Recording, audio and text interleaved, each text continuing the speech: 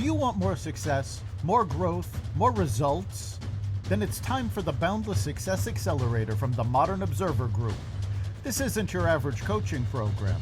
It's where top performers come to dominate. Weekly group sessions, on-demand coaching, a community that's got your back, and a power-packed library of tools to supercharge your business and career. No more excuses, no more waiting. Get in, level up, and start building the life you've been dreaming about. Visit us at modernobserver.com/boundless success to join today. Let's get you to the next level. We're here because the news is being distorted. We're here because people are being inundated with misinformation on social media. We're here because people are being judged guilty until proven innocent. We are fighting back with facts. This is not a safe zone, so buckle up, Buttercup. This is the raw, naked truth.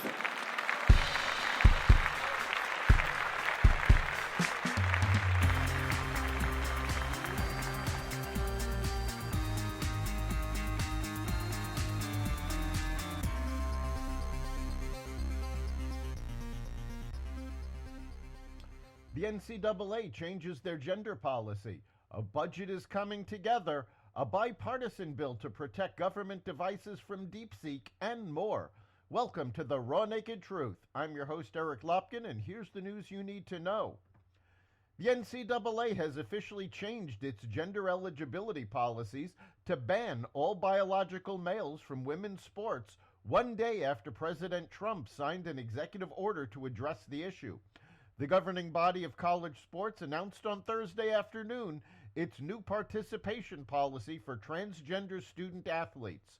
A student athlete assigned male at birth may not compete on a women's team, the new policy reads. The previous policy, which had been in place in 2010, allowed biological males to compete in the women's category after undergoing at least 1 year of testosterone suppression treatment. Trump signed the No Men in Women's Sports executive order in the East Room of the White House in Washington, D.C., in front of female athletes on National Girls and Women's in Sports Day on Wednesday. The NCAA president, Charlie Baker, responded to the executive order in a statement later on Wednesday, saying it provided a clear national standard and that the NCAA Board of Governors would review it and take steps to align the organization's policy in the coming days. The House passed legislation Thursday to permanently classify fentanyl as a Schedule I drug, which lawmakers say will allow law enforcement to be better equipped to prosecute drug traffickers and stop the flow of such substances.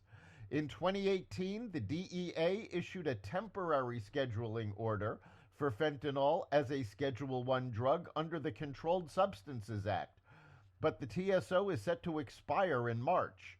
With the expiration date looming, Representatives Morgan Griffith and Bob Latta introduced the Halt All Lethal Trafficking of Fentanyl Act that, if passed, would permanently amend the CSA to reflect the current scheduling order.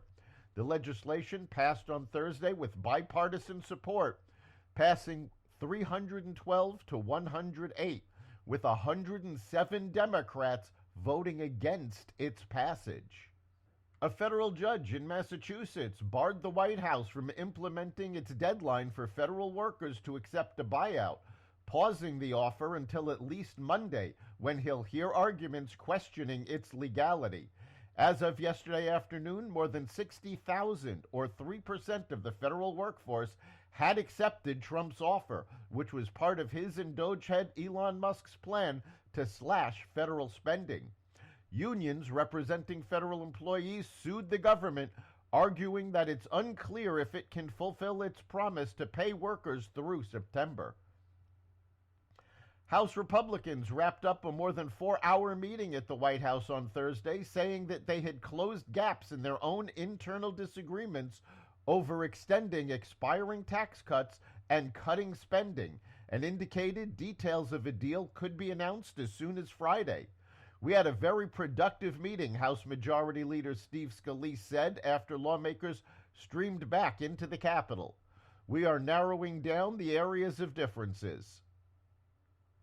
One Republican and one Democrat on the House Intelligence Committee introduced a bill yesterday that would outlaw the DeepSeek chatbot from government-issued devices, contending that the app risks sensitive information being accessed by the Chinese Communist Party. It's essentially the same rationale that was used to prohibit TikTok on government devices in 2022. China's DeepSeek has worried lawmakers and rattled the tech industry following reports last month that its artificial intelligence model had caught up to those of OpenAI and other U.S. companies. Job creation was weaker than expected in January, according to the Bureau of Labor Statistics.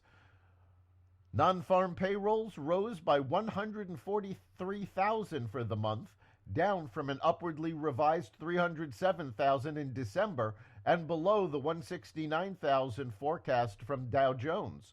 The unemployment rate nudged lower to 4%. The report also featured significant benchmark revisions to the 2024 totals that saw substantial downward changes to the previous payroll levels. The report is the first jobs count since President Donald Trump took office on January 20th.